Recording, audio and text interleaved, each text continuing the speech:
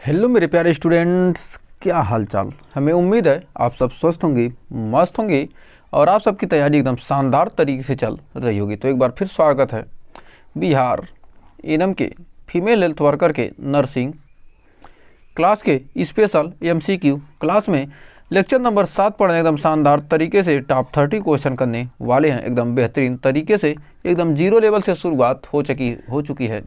तो एकदम शानदार तरीके से टॉप 30 क्वेश्चन करने वाले हैं। यदि आपको सेशन अच्छा लगा तो सेशन को लाइक शेयर और चैनल को सब्सक्राइब नहीं किया तो सब्सक्राइब कर लीजिए, क्योंकि बहुत ही शानदार सेशन आपके लिए चलने वाले हैं। तो महिला स्वास्थ्य कार्यकर्ता का बहुत ही शानदार यूपीएनएम की तैयारी कर रही हैं, बिहार की कर रही हैं, किसी भी स्टेट की कर रही हैं, तो आपके लिए हमारे चैनल पर शानदार कंटेंट अवेलेबल है। तो एक बार प्लेलिस्ट में विजिट कीजिए और टॉप 30 क्वेश्चन का आज आनंद लीजिए। जो भी क्वेश्चन का आंसर आए आप हमें कमेंट में बताइएगा और लास्ट में हमें ज़रूर बताइएगा कि आपके कितने क्वेश्चन सही हुए। तो आइए शुरुआत करते हैं फर्स्ट क्वेश्चन की। तो फर्स्ट क्वेश्चन आपके स्क्रीन पर, गर्भावस्था में जो मधुमेह होता है, गेस्टेशनल डायबिटीज का सबसे सामान्य जटिल प्रभाव क्या हो सकता है? प्रसवकालीन रक्तस्राव, मैक्रोसोमिया, समय पूर्व प्रसव या गर्भाशय में संक्रमण। तो कह रहा है जो हमारा गेस्टेशनल क्या होता है, डायबिटीज होता है, यानी गर्भावस्था में मधुमेह। डायबिटीज़ का मतलब होता है मधुमेह, गेस्टेशनल मतलब क्या, गर्भावस्था में। गर्भावस्था में जो मधुमेह होता है इसका सामान्य जटिल प्रभाव क्या होता है, हो सकता है? तो हमारा ऑप्शन नंबर बी हो जाएगा मैक्रोसोमिया। नेक्स्ट कह रहा है प्रीक्लेम्सिया का मुख्य लक्षण क्या होता है? अत्यधिक थकान, बार बार उल्टी आना, अत्यधिक वजन बढ़ना, उच्च रक्तचाप और प्रोटीन यूरिया। तो कह रहा है प्रीक्लेम्सिया का मुख्य लक्षण क्या है? तो प्रीक्लेम्सिया का मुख्य लक्षण है उच्च रक्तचाप और प्रोटीन यूरिया। उच्च रक्तचाप का, प्रीक्लेम्सिया का प्रमुख लक्षण क्या है? उच्च रक्तचाप और प्रोटीन यूरिया। नेक्स्ट कर haemolytic disease of the newborn. Haemolytic disease of the newborn मुख्य रूप से किसके कारण होती है? रक्त में शर्करा की अधिकता, आरएच असंगति या फोलिक एसिड की कमी या जन्मजात संक्रमण। तो कह रहा हेमोलिटिक डिजीज ऑफ न्यूबॉर्न में होता है क्या? आरएच असंगति, यानी आरएच इनकैपेबिलिटी में haemolytic disease of the newborn मुख्य रूप से किसके कारण होता है? आरएच असंगति के कारण। नेक्स्ट कर नवजात शिशु में फिजियोलॉजिकल जॉन्डिस कब दिखाई देता है? जन्म के पहले दिन, जन्म के 7 से 10 दिन बाद, जन्म के 2 से 4 दिन के बीच या कभी भी नहीं। तो कर नवजात शिशु में फिजियोलॉजिकल जॉन्डिस कब दिखाई देता है? तो नवजात शिशु में फिजियोलॉजिकल जॉन्डिस कब दिखाई देता है? तो ऑप्शन नंबर सी हो जाएगा, जन्म के 2 से 4 दिन के बीच। नेक्स्ट कावा सिंड्रोम मुख्य रूप से किस अवस्था में होता है? अधिक गर्भकालीन वजन बढ़ने पर, गर्भवती महिला के पीठ के बल लेटने पर या गर्भाशय में जल भराव होने पर या अत्यधिक शारीरिक श्रम करने पर। तो कावा सिंड्रोम मुख्य रूप से किस अवस्था में होता है? तो कावा सिंड्रोम मुख्य रूप से किस अवस्था में होता है? तो हमारा ऑप्शन नंबर बी हो जाएगा, गर्भवती महिला के पीठ के बल लेटने पर। तो बढ़ते हैं आगे। एमनियोटिक फ्लूइड इंडेक्स का उपयोग किसके आकलन के लिए किया जाता है? गर्भाशय की मोटाई, गर्भाशय में संकुचन, एम्ब्रियोटिक द्रव की मात्रा या भ्रूण के सिर का आकार। तो कह रहा amniotic fluid index, amniotic fluid AFI का उपयोग किसके आकलन के लिए किया जाता है? तो हमारा राइट आंसर हो जाएगा एम्ब्रियोटिक द्रव की मात्रा मापने के लिए। नेक्स्ट तो 7वां क्वेश्चन कर रहा है गर्भावस्था में फोलिक एसिड की कमी से कौन सा विकार हो सकता है? स्पाइना बिफिडा, जन्मजात हृदय रोग, हीमोफीलिया या रिकेट्स। तो कह रहा गर्भावस्था में फोलिक एसिड की कमी से कौन सा विकार हो सकता है? तो हमारा 7वें का राइट आंसर का option number A, spina bifida. तो बढ़ते हैं आगे। कह रहा टॉक्सोप्लाज्मोसिस संक्रमण आमतौर पर कैसे फैलता है? दूषित पानी पीने से, कच्चे मांस या संक्रमित बिल्ली के संपर्क में आने से, रक्त आधान यानी ब्लड ट्रांसफ्यूजन से या आनुवांशिक कारणों से। तो कह रहा टॉक्सोप्लाज्मोसिस संक्रमण आमतौर पर कैसे फैलता है? तो हमारा 8वें का राइट आंसर होगा ऑप्शन नंबर बी, कच्चे मांस या संक्रमित बिल्ली के संपर्क में आने से। तो बढ़ते हैं आगे। कह रहा ओव्यूलेशन आमतौर पर मासिक धर्म चक्र के किस दिन होता है? पहले दिन, 10वें दिन, 14वें दिन या 28वें दिन। तो कह रहा जो हमारा ओव्यूलेशन होता है आमतौर पर मासिक धर्म चक्र के किस दिन होता है? तुम्हारा 9वें का राइट आंसर हो जाएगा ऑप्शन नंबर सी 14वें दिन। तो बढ़ते हैं आगे। कह रहा सिजेरियन सेक्शन सी सेक्शन की सामान्य संकेत क्या है? भ्रूण की सामान्य स्थिति, असामान्य स्थिति, माँ की लंबाई, अधिक जल की उपस्थिति या कमर दर्द। तो हमारा सिजेरियन सेक्शन यानी सी सेक्शन का सामान्य संकेतक क्या है? भ्रूण का असामान्य स्थिति, मतलब क्या भ्रूण असामान्य अवस्था में होता है तो क्या कहता है? सिजेरियन सेक्शन किया जाता है। नेक्स्ट, तो कह रहा प्रीमेच्योर लेबर कितने सप्ताह से पहले होने पर गिना जाता है? 32 सप्ताह, 37, 42, 40। यदि क्या हो प्रीमेच्योर लेबर कितने सप्ताह से पहले होने पर गिना जा सकता है? तो हमारा राइट आंसर होगा 37 सप्ताह से पहले। नेक्स्ट,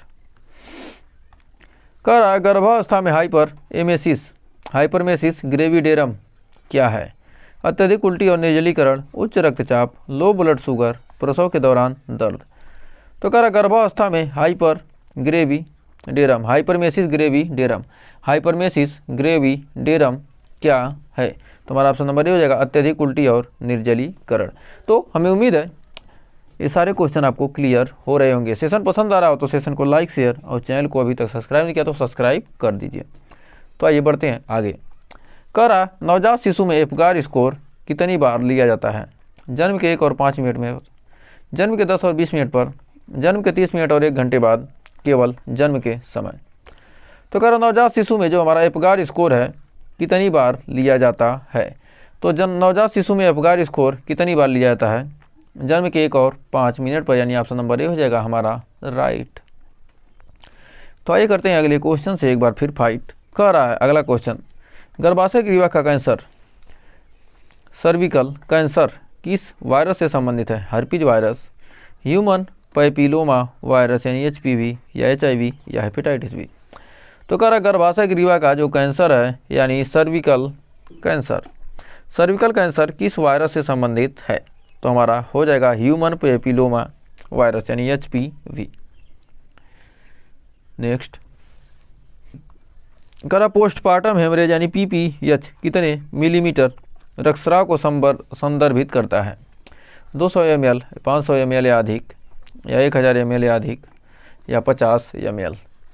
करा जो हमारा पोस्टपार्टम हेमरेज है PPH कितने मिलीलीटर रक्तस्राव को संदर्भित करता है? तो हमारा हो जाएगा 500 मिली या अधिक, 500 मिली या उससे अधिक को क्या करता है? रक्तस्राव को संदर्भित करता है। तो बढ़ते हैं 16वें क्वेश्चन की तरफ। तो देखिए अगला क्वेश्चन क्या कर रहा है। कह रहा गर्भावस्था में हाइपोटेंशन किस स्थिति में सबसे अधिक होता है? अत्यधिक पानी पीने से, लंबे समय तक खड़े रहने से, सुपाइन हाइपोटेंसिव सिंड्रोम के कारण, अधिक नमक के सेवन से। तो कह रहा गर्भावस्था में जो हमारा हाइपोटेंशन है, हाइपोटेंशन किस स्थिति में सबसे अधिक होता है? तो हमारा राइट आंसर होगा सुपाइन हाइपोटेंसिव सिंड्रोम यानी सुपाइन हाइपोटेंसिव सिंड्रोम के कारण। बढ़ते हैं आगे। कह रहा गर्भावस्था के दौरान आयरन की अनुशंसित दैनिक खुराक कितनी होनी चाहिए? 30 mg, 60 mg, 100, 150। तो कह रहा गर्भावस्था में जो हमारा आयरन की जो अनुशंसित दैनिक खुराक होती है कितनी होती है? 60 mg, यानी ऑप्शन नंबर बी हो जाएगा हमारा राइट। तो बढ़ते हैं आगे। हाँ, बढ़ते हैं आगे। कह रहा एमनियोटिक फ्लूइड एबोलिज्म की स्थिति में सबसे गंभीर जटिलता क्या हो सकती है? तीव्र रक्तस्राव, हृदय गति रुकना, तीव्र श्वसन संकट सिंड्रोम या गुर्दे की विफलता। तो कह रहा एमनियोटिक फ्लूइड एबोलिज्म की स्थिति में सबसे गंभीर जटिलता क्या है? तो हृदय गति का रुकना। तो सबसे जटिलता क्या है? हृदय गति का रुकना, यानी ऑप्शन नंबर बी हो जाएगा हमारा राइट। तो बढ़ते हैं आगे। कह रहा इक्लेम्सिया की मुख्य विशेषता क्या है? उच्च रक्तचाप और मूत्र में प्रोटीन, गर्भावस्था में सामान्य थकान, आक्षेप और कोमा यानी सीजर्स और कोमा, हृदय की असामान्य धड़कन। तो कह रहा इक्लेम्सिया की मुख्य विशेषता क्या है? आक्षेप और कोमा, यानी ऑप्शन नंबर सी हो जाएगा सीजेरस और कोमा। बढ़ते हैं आगे। कह रहा नवजात शिशु में कॉनियल हाइपोथायराइडिज्म का मुख्य कारण क्या है। कॉनियल यानी नियोनेटल हाइपोथायराइडिज्म का नियोनेटल यानी निकोनियल या नियोनेटल हाइपोथायराइडिज्म का मुख्य कारण क्या है। आयोडीन की कमी, कैल्शियम की अधिकता, जन्मजात संक्रमण या उच्च रक्तचाप। तो कह रहा नवजात शिशु में निकोनियल हाइपोथायराइडिज्म या नियोनेटल हाइपोथायराइडिज्म का मुख्य कारण क्या है। तो हमारा आयोडीन की कमी नियोनेटल हाइपोथायराइडिज्म का मुख्य कारण है। तो बढ़ते हैं 21वें क्वेश्चन की तरफ। यदि आपको एग्जाम में पूछे हिंदी और इंग्लिश में क्वेश्चन दिया हो तो क्या, यदि आपको हिंदी नहीं समझ आ रहा है तो क्या कीजिए, इंग्लिश लैंग्वेज को देखिए, उसके बाद आपको समझ में कोई ना कोई भाषा जरूर समझ में आ जाएगी। कुछ भाषा क्या होती है, इंग्लिश को इंग्लिश में लिख देता है, कोई हिंदी को इंग्लिश में को हिंदी में लिख देता है, जो क्या होती है आप पढ़े ही नहीं होते हैं, तो आप इंग्लिश ही पढ़े होते हैं, तो क्या होता है ऐसे चीज़ों पर क्या कीजिएगा आप एग्जाम में ध्यान जरूर दीजिएगा। करा गर्भावस्था में उच्च रक्तचाप यानी गेस्टेशनल हाइपरटेंशन का निदान कब किया जाता है। 20वें सप्ताह के बाद रक्तचाप बढ़ने पर, गर्भावस्था के पहले तिमाही में, प्रसव के बाद 1 महीने तक या जन्म के तुरंत बाद। तो गर्भावस्था में उच्च रक्तचाप का निदान कब किया जाता है। तो गर्भावस्था में उच्च रक्तचाप का निदान कब किया जाता है, तो हमारा ऑप्शन नंबर ए हो जाएगा 20वें सप्ताह के बाद रक्तचाप बढ़ने पर। नेक्स्ट, कर सिजेरियन सेक्शन के बाद यूटेराइन रप्चर की संभावना कब अधिक होती है। पिछले सिजेरियन के बाद, नॉर्मल डिलीवरी होने पर, लगातार आयरन की कमी होने पर, अधिक नमक के सेवन पर या रक्तचाप में कमी होने पर। तो कह रहा सिजेरियन सेक्शन के बाद यूटेराइन रप्चर की संभावना कब अधिक होती है। तो सिजेरियन सेक्शन के बाद यूटेराइन रप्चर की संभावना कब अधिक होती है, तो हमारा ऑप्शन नंबर ए हो जाएगा पिछले सिजेरियन के बाद नॉर्मल डिलीवरी होने पर। तो बढ़ते हैं आगे। कह रहा ऑक्सीटोसिन हार्मोन मुख्य रूप से किस कार्य के लिए जिम्मेदार है। भ्रूण की वृद्धि, गर्भाशय के संकुचन, फेफड़ों के विकास या प्लेसेंटा के निर्माण।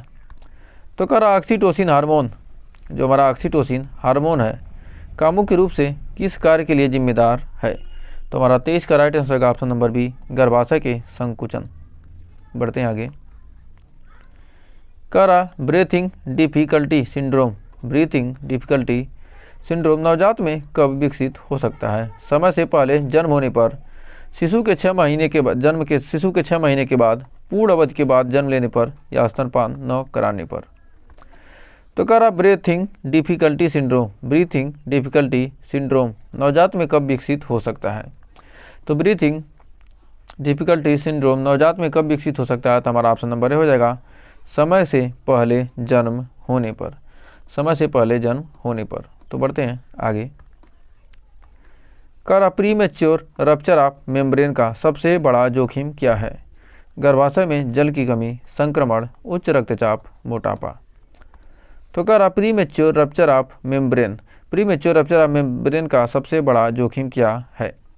तो हमारा 25 का राइट आंसर होगा ऑप्शन नंबर बी, संक्रमण। तो बढ़ते हैं आगे।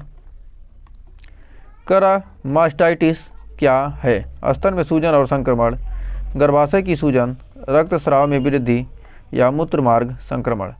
तो कह रहा मास्टाइटिस क्या है। तो मास्टाइटिस हमारा स्तन में सूजन और संक्रमण, यानी ऑप्शन नंबर ए हो जाएगा राइट। तो बढ़ते हैं आगे। तो अगला क्वेश्चन कह रहा है हेपेटाइटिस बी वायरस नवजात में कैसे फैल सकता है। दूषित भोजन के माध्यम से, माँ से प्रसव के दौरान या गर्भावस्था के दौरान सांस लेने से या स्तनपान के माध्यम से। तो कह रहा है हेपेटाइटिस बी वायरस नवजात में कैसे फैल सकता है। तो हेपेटाइटिस बी वायरस नवजात में कैसे फैल सकता है, तो हमारा ऑप्शन नंबर बी हो जाएगा माँ से प्रसव के दौरान। तो बढ़ते हैं आगे। कह रहा प्लेसेंटा प्रीविया का सबसे आम संकेत क्या है। बिना दर्द के योनि रक्तस्राव, तीव्र पेट दर्द, मूत्रमार्ग संक्रमण या लगातार उल्टी। तो कह रहा प्लेसेंटा प्रीविया का सबसे आम संकेत क्या है। तो हमारा 28 का राइट आंसर होगा ऑप्शन नंबर ए, बिना दर्द के योनि से रक्तस्राव। नेक्स्ट, कह रहा फील्ड टेट्राड किस विकार में पाई जाती है। Cerebral palsy, bronchitis, pneumonia, tetralogy of Fallot. तो कह रहा है कि फेटल टेट्राड किस विकार में पाई जाती है? तो हमारा 29 का राइट आंसर का है tetralogy of Fallot, tetralogy of Fallot. तो उम्मीद है यहाँ तक आपको कोई डाउट नहीं होगा। तो बढ़ते हैं आज के लास्ट क्वेश्चन की तरफ। तो लास्ट क्वेश्चन आ चुका है, क्या कर रहा है क्या, अम्बिलिकल कॉर्ड प्रोलैप्स की जटिलता क्या हो सकती है? भ्रूण में ऑक्सीजन की कमी, मां में संक्रमण, प्लेसेंटा का अवरोध या अत्यधिक रक्तस्राव। तो कह रहा जो हमारा अम्बिलिकल कॉर्ड प्रोलैप्स होता है की जटिलता क्या हो सकती है? अम्बिलिकल कॉर्ड प्रोलैप्स की जटिलता हो सकती है ऑप्शन नंबर ए, भ्रूण में ऑक्सीजन की कमी। तो हमें उम्मीद है ये 30 क्वेश्चन आपको अच्छे से क्लियर हो गए होंगे। तो 30 में आपके कितने क्वेश्चन सही हैं हमें कमेंट में ज़रूर बताइएगा। और सेशन अच्छा लगा तो सेशन को लाइक, शेयर और चैनल को अभी तक सब्सक्राइब नहीं किया तो सब्सक्राइब ज़रूर कर लीजिए। ऐसे ही सेशन देखने के लिए, ऐसे ही वीडियो देखने के लिए, ऐसे ही क्वेश्चन पढ़ने के लिए हमारे एक बार प्लेलिस्ट में विजिट कीजिए। वहाँ पर आपको शानदार शानदार क्वेश्चन टॉपिक मिलने वाले हैं। तो एक बार प्लेलिस्ट में विजिट करके तो देखिए। तो आज के लिए बस इतना ही, मिलेंगे नेक्स्ट वीडियो में कुछ और क्वेश्चन के साथ, कुछ और टॉपिक के साथ। तब तक के लिए टेक केयर।